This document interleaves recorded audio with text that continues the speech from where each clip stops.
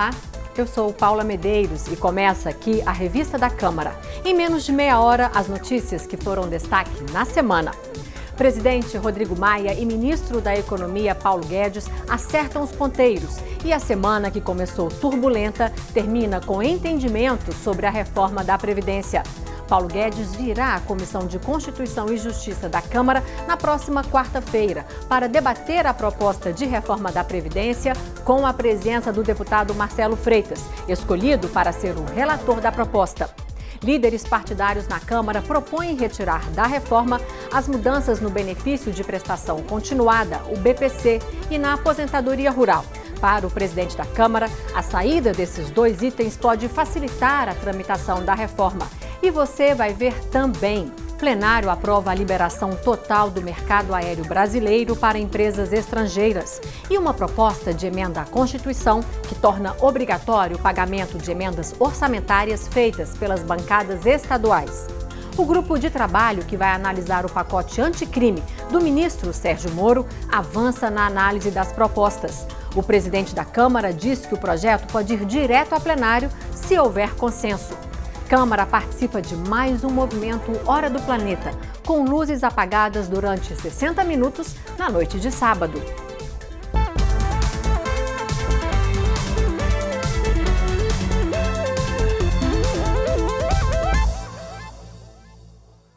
Numa semana turbulenta que terminou em entendimento, o presidente da Comissão de Constituição e Justiça, deputado Felipe Francischini, do PSL do Paraná, indicou o deputado mineiro, delegado Marcelo Freitas, do PSL, para a relatoria da proposta de reforma da Previdência. A CCJ é responsável pela primeira análise da reforma, a admissibilidade, que vai indicar se a proposta é constitucional ou não.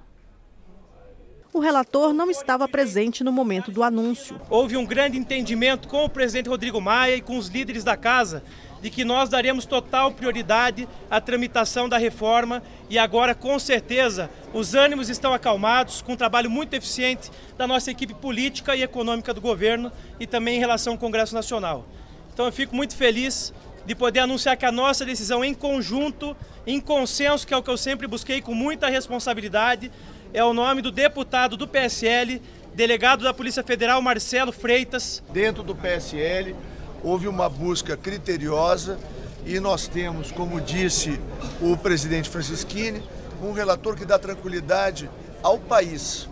Tem preparo jurídico, tem preparo do exercício da sua atividade profissional, quer como analista do STJ, quer como delegado de Polícia Federal, de primeiro mandato, mas com uma bagagem capaz de responder ao Brasil. Sem prejuízo de um eventual conhecimento jurídico do indicado, evidentemente que o que pesou mais foi o fato de ser do partido do presidente da República que hoje fez questão de dar uma demonstração de apoio à proposta de reforma do presidente que não tem apoio aqui na casa. Um almoço na residência oficial da presidência da Câmara reuniu o deputado Rodrigo Maia e o ministro da Economia Paulo Guedes. Em entrevista após o encontro, os dois anunciaram que acertaram o passo na direção da reforma da Previdência. O ministro da Economia, Paulo Guedes, definiu como um ruído de comunicação a polêmica entre o presidente da Câmara e o presidente da República, Jair Bolsonaro, sobre as dificuldades na articulação política da reforma da Previdência. Eu acredito muito que os principais poderes sabem que, apesar dessa coisa que dá muita notícia, dá barulho, esses ruídos, sabem a importância do desempenho de cada um do seu papel institucional. O presidente Bolsonaro me deu todo o apoio para fazer a reforma. Ele desenhou, assinou e foi lá comigo entregar para o presidente Rodrigo Maia na Câmara de Deputados. Então ele sabe da importância do desempenho dele para isso. Por outro lado, o presidente Rodrigo Maia tem me apoiado muito e tem facilitado justamente essas conversas mais frequentes com os políticos, as lideranças políticas que estão aqui hoje. Volta e meia nós temos esse tipo de reunião. O presidente da Câmara diz que é hora de olhar para frente e focar no que é realmente importante: a reforma da Previdência. Estava na hora da gente focar naquilo que vai mudar a vida dos brasileiros, então resolvi convidá-lo para almoçar hoje para a gente retomar o diálogo, no tema da reforma da Previdência. Semana que vem o ministro vai à Câmara dos Deputados, será recebido por mim e por todos os líderes que compõem a nossa maioria, né? Com a certeza que esse tema é um tema difícil, mas é um tema decisivo para o futuro do Brasil. Pois é, mas a semana que terminou com entendimentos começou com muitos atritos entre o Legislativo e o governo federal. Esperado na Câmara na terça-feira, o ministro da Economia, Paulo Guedes, não apareceu. Ele participou na quarta de uma audiência pública na Comissão de Assuntos Econômicos do Senado. Lá, defendeu a reforma da Previdência e se explicou pela ausência. O ministro da Economia, Paulo Guedes, veio ao Congresso, no Senado. Ele comentou a ausência na Câmara na terça-feira. Ontem eu tomei um susto também, porque o aviso que eu tinha era mais ou menos o seguinte: olha, você foi convocado para ir num lugar onde não tem nem relator e já está todo mundo preparado para jogar pedra e o seu partido vai tirar pedra também porque eles estão contra. Eu falei, eu não estou entendendo mais nada aqui, pelo amor de Deus. Paulo Guedes foi convidado pela Comissão de Assuntos Econômicos do Senado. Lá, ele também falou sobre a importância da reforma da Previdência e sobre a relação do governo com o Congresso. Um governo que entra com aprovação popular enorme, em 60 dias ele manda uma medida anticrime que ele prometeu ao longo de 60 mil crimes por ano, etc. Ele manda um anticrime e manda uma previdenciária. Eu acho que é um governo que está trabalhando. Eu acho que é um governo que está tentando acertar. E aí, de repente, quando ele parte para as ações no Congresso, o principal opositor dele é ele mesmo? Quer dizer, então está falhando alguma coisa entre nós, do nosso lado está falhando alguma coisa. O ministro deve comparecer na Câmara na próxima quarta-feira.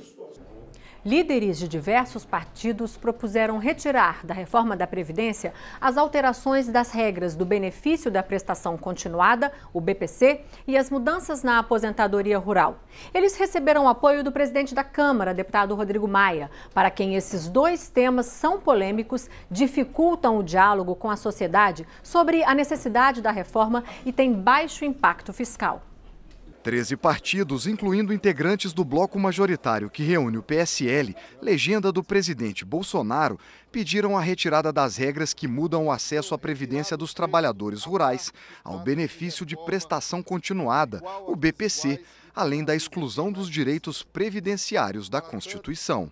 Vamos suprimir da proposta originária as regras que atingem os já tão sofridos trabalhadores rurais e os beneficiários do programa de prestação continuada, que são pessoas com deficiência e também aqueles com idade superior a 65 anos, que vivem em estado de reconhecida miserabilidade.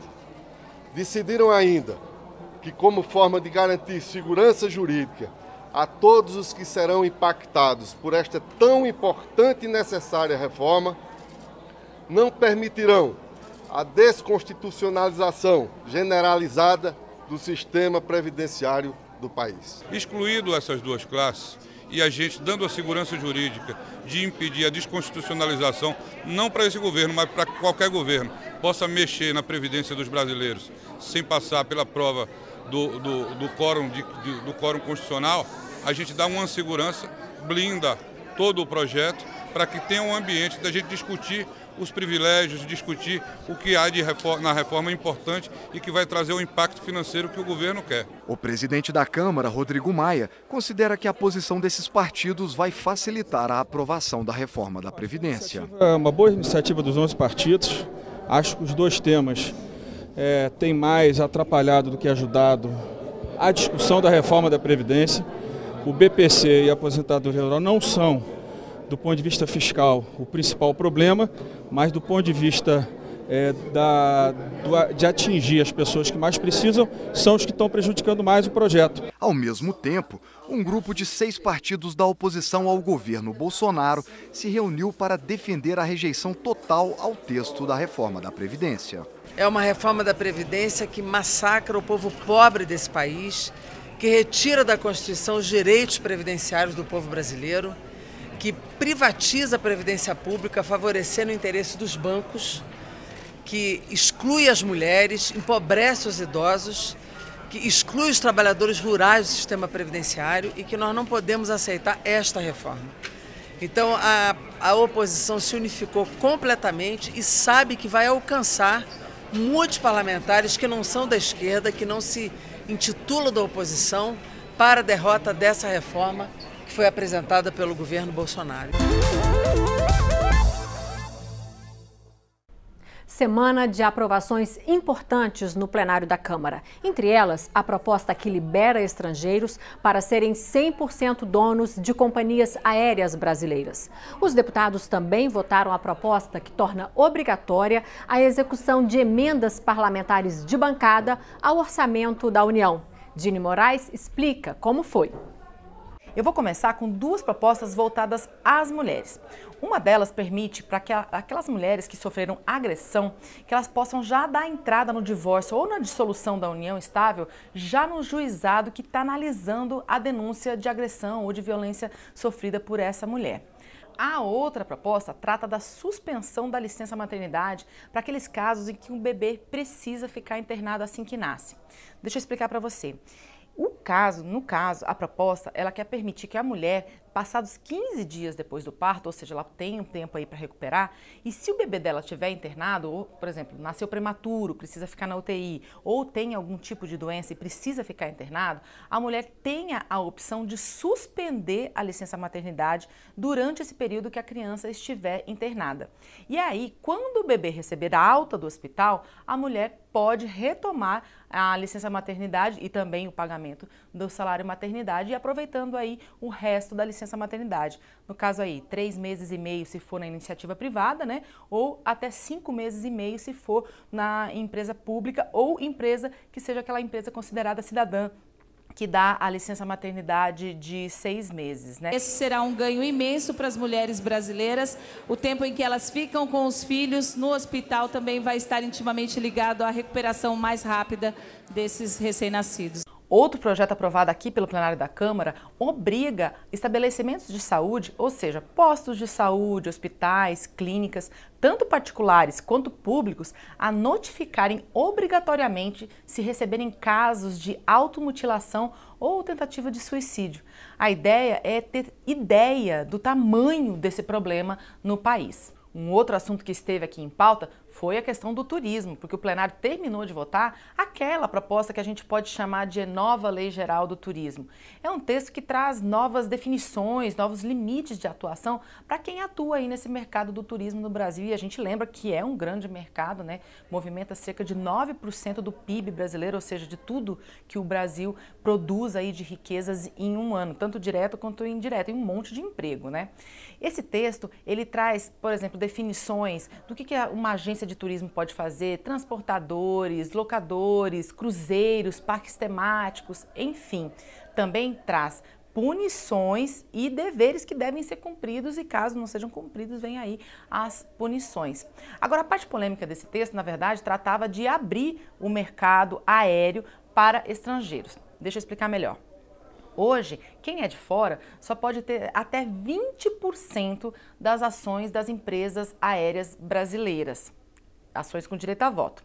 Esse projeto, ele permite que estrangeiros sejam totalmente donos de companhias aéreas com sede aqui no Brasil, ou seja, 100% dessas companhias. Se abre o capital sem contrapartida, sem assegurar-se nem os empregos dos aeroviários ou dos aeroportuários. Não se assegura absolutamente nada. Por isso não dá para aceitar essa proposição. O Brasil é o 5º país do mundo mais inacessível à participação do capital estrangeiro nas companhias aéreas. A ANAC continuará regulando o setor, exigirá o cumprimento dos padrões e das normas e da legislação brasileira. A maioria do plenário concordou com isso e agora a proposta segue para o Senado. O que também foi aprovado aqui trata de orçamento. Vai aumentar o engessamento do orçamento em relação aos gastos. Então, em vez de ser de cada R$100, 90 estão comprometidos, vai passar a ser de cada R$100, 97 vão passar a ser comprometidos. Então, a margem de gasto do governo que vai poder sair, ou seja, que é discricionária, ou seja, que ele pode decidir onde ele pode gastar o dinheiro, vai diminuir ainda mais. Que essa proposta de emenda à Constituição que foi aprovada aqui pelo plenário da Câmara, ela praticamente dobra o valor das emendas de bancada, ou seja, essas emendas estaduais. passando de 4,5 bilhões atualmente para mais de 8 bilhões de reais por ano a partir do orçamento do ano que vem, se essa proposta também for aprovada lá no Senado. Ou seja, é mais obra indicada pelo Legislativo, pelo Congresso, em relação ao que é hoje. Então, deixando menos dinheiro para o governo federal indicar quais obras que deseja fazer ou não. Menos dinheiro para o governo remanejar também. E isso é mais próximo também do que já acontece lá nos Estados Unidos. Lá nos Estados Unidos, por exemplo, tudo que está escrito no orçamento, o governo é obrigado a realizar. Se não realizar, tem que justificar e dizer por que não colocou aquela obra em pé ou por que não realizou tal serviço. O plenário também começou a votar uma proposta que muda vários pontos da lei dos partidos políticos.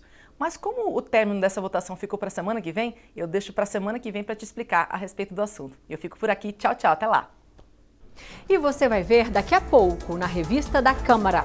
Ministro do Supremo, Alexandre de Moraes, se reuniu com um grupo de trabalho que vai analisar o pacote anticrime do ministro Sérgio Moro. O presidente da Câmara diz que o pacote pode ir direto a plenário, se houver consenso. Câmara participa de mais um movimento Hora do Planeta, com luzes apagadas durante 60 minutos na noite de sábado. Eu volto já.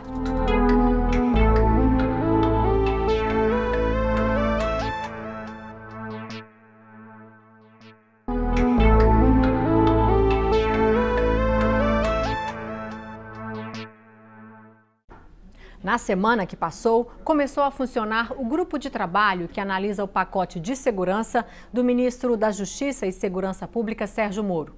Deputados se reuniram com o ministro do Supremo Tribunal Federal, Alexandre de Moraes. Ele coordena o trabalho dos juristas do grupo, que tem 90 dias para preparar o projeto. Num café da manhã, o presidente da Câmara, Rodrigo Maia, e o ministro Sérgio Moro acertaram os ponteiros sobre a tramitação da proposta. Para o presidente da Câmara, o pacote anticrime pode ir direto ao plenário, sem passar por comissão especial. Eles discutiram os projetos que propõem mudanças na legislação penal e processual penal para reforçar o combate ao crime organizado e à violência. Um grupo de trabalho entre juristas e deputados foi formado para consolidar as propostas que partiram de sugestões de parlamentares, da sociedade civil, do governo e do poder judiciário. Hoje o combate é feito comarca a comarca, cada juiz na sua comarca. E o crime organizado ele não é municipal, não é só intermunicipal, ele é interestadual e mais, internacional. A ideia é a criação de varas para crime organizado, varas que combatam o crime organizado, regionalizadas, que peguem toda uma região, várias cidades, porque o crime atua dessa forma, e todas interligadas num sistema de inteligência, de produção de inteligência para facilitar até o trabalho da polícia. O presidente da Câmara disse que se houver consenso entre os líderes dos partidos, os projetos poderão seguir direto para análise do plenário da Câmara, sem necessidade de comissão especial. O grupo de trabalho vai ajudar muito, vai trabalhar em até 90 dias, pode trabalhar em 40, pode trabalhar em 50, não disse que tem prazo fixo. O importante é que esse grupo construa, uma análise do projeto dele, do projeto do ministro Alexandre, dos projetos dos deputados, para que a gente possa chegar no plenário com essa matéria organizada. O mais importante não é de quem é a lei. O mais importante é o conteúdo da lei, é a segurança pública, é o combate ao crime organizado. Diferente do que andam dizendo, que é puramente protelatório, não é. Existem vários projetos que tratam desse mesmo tema e é um tema que exige um cuidado para a gente não errar. A coordenadora do grupo de trabalho, deputada Margarete Coelho, prometeu agilidade. Já estamos com um grupo de trabalho completamente afinado, já dividimos as atribuições, já temos as temáticas, estamos trabalhando agora na agenda das audiências públicas e das audiências internas do grupo. A líder do governo no Congresso disse que o Senado Federal também vai começar a discussão das propostas. Com isso, o pacote de medidas na área de segurança pública poderá ser aprovado pelo Congresso com celeridade. Alguns podem questionar, mas poxa vida, por que nas duas casas ao mesmo tempo? Porque o debate já se instala nas duas casas ao mesmo tempo. A gente aprova, e a gente vai lutar para aprovar o mais rápido possível aqui na Câmara, mas no Senado o debate já aconteceu. E aí a proposta vai para a Câmara, o debate já aconteceu, a gente aprova lá também no Senado o mais rápido possível. E na semana que passou, além do ministro da Economia, Paulo Guedes, outros ministros de Bolsonaro estiveram aqui no Congresso. Ricardo Vélez, da Educação, veio à Câmara se explicar sobre declarações polêmicas e demissões na equipe que marcaram o recente noticiário sobre o Ministério. O ministro Ricardo Vélez esteve na Comissão de Educação atendendo a 5 requerimentos de deputados. Os parlamentares questionaram a atuação do Ministério nesse início de governo. Em menos de 3 meses, nós temos mais de 15 exonerações em cargos estratégicos importantes e 6 recuos do Ministério da Educação. O ministro reconheceu erros. Slogan eleitoral foi uma falha. E toda falha a gente corrige na hora. E justificou trocas na equipe. A última demissão no MEC. Por quê? O diretor-presidente do INEP puxou o tapete.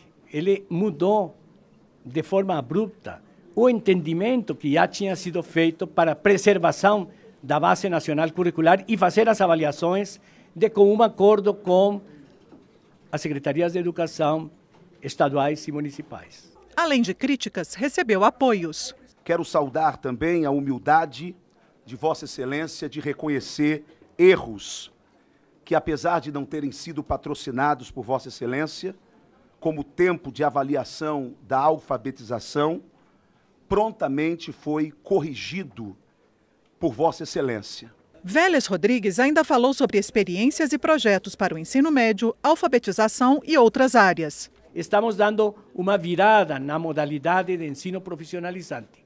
O que é que nos está faltando?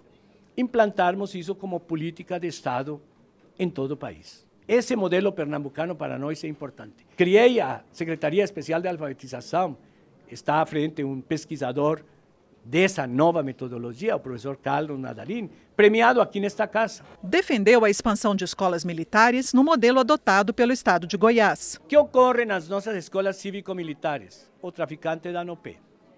Só com esse fato, já, a violência diminui. E disse que as cotas nas universidades vão continuar. As cotas ficarão presentes enquanto for necessário, enquanto houver esse desamparo dos menos favorecidos. Mais de 50 deputados se inscreveram para falar na reunião. Qual é o plano? O que realmente o Ministério da Educação pretende entregar ao fim do mandato do presidente Jair Bolsonaro? Falta o ministro conhecer mais da educação brasileira para poder responder sobre a educação no Brasil. O Ministério de Educação vem realizando um trabalho e, obviamente, como toda a administração, se houver problemas, há correções. E nós seguimos com boas expectativas em relação ao ministro Ricardo Vélez. O chanceler Ernesto Araújo participou de uma audiência pública na Comissão de Relações Exteriores. Ele garantiu aos deputados que o Brasil não tem interesse em entrar em guerra com a Venezuela e defendeu a decisão do governo brasileiro de isentar cidadãos americanos e de outros países de visto para entrar no Brasil. A deputada Perpétua Almeida criticou a atuação do Itamaraty na política externa brasileira. O senhor que fala tanto de ideologia, cada palavra que o senhor diz é ideologia pura. Aliás, eu estou com dúvida de classificar qual é a sua ideologia. Eu estou com dúvida.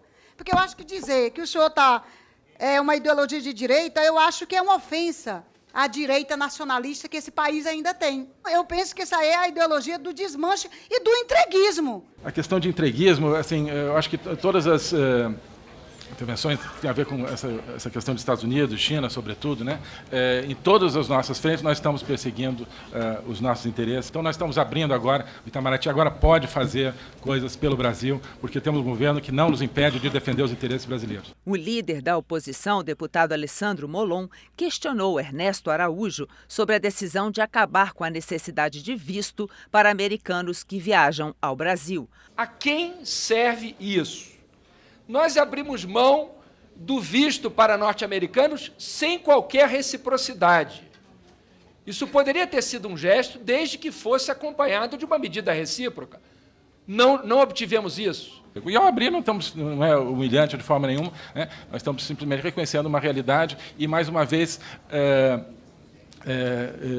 eliminando um complexo de inferioridade que exigia esse princípio como algo que afeta o orgulho nacional. Acho que não afeta nada. Eu acho que reconhecer a realidade de que essa isenção permite o aumento do fluxo de turismo no Brasil é uma vertente extraordinária. Ernesto Araújo ainda garantiu aos deputados que o Brasil não quer fazer uma intervenção militar na Venezuela. Não temos política nenhuma de promover a guerra, como a senhora falou, com um país vizinho, de forma nenhuma. Nós queremos justamente que a Venezuela, no caso, seja um país seguro, seja um país pacífico, e para isso estamos empregando meios plenamente diplomáticos, puramente diplomáticos e políticos para fazer pressão em favor da democracia na Venezuela. O presidente da Comissão de Relações Exteriores, deputado Eduardo Bolsonaro, parabenizou o ministro pelas mudanças na condução da política externa brasileira. Parabenizá-lo pelo excelente trabalho que tem feito, mudando totalmente o direcionamento das relações exteriores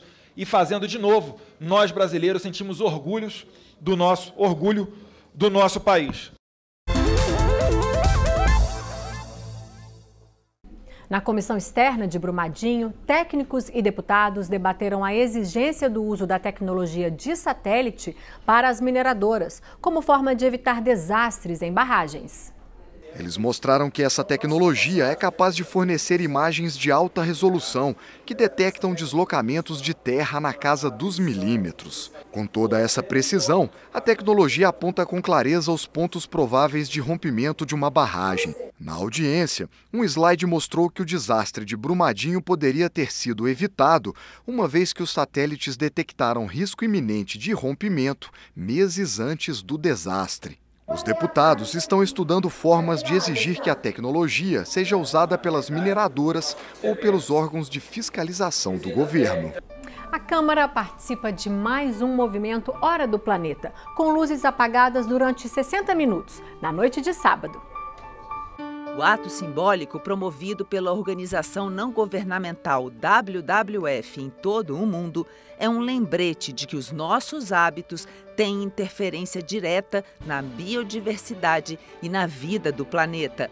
Nossos hábitos podem estimular as mudanças climáticas. O símbolo 60+ mostra que todas as horas devem ser consideradas a hora do planeta.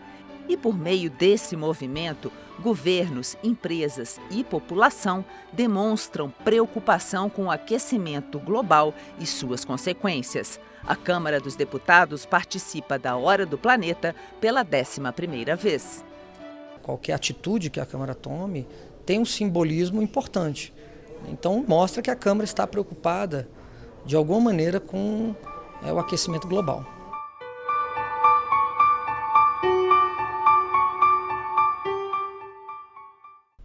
No ano passado, a Hora do Planeta teve a participação de cidades e municípios em 188 países e territórios, contando 17 mil monumentos ou prédios apagados. No Brasil, mais de 100 cidades e 1.500 monumentos participaram do ato em 2018. E é isso. Você pode rever a revista da Câmara na nossa programação e também pela internet. O endereço é youtube.com/Câmara dos Deputados Oficial. Até a próxima. Tchau!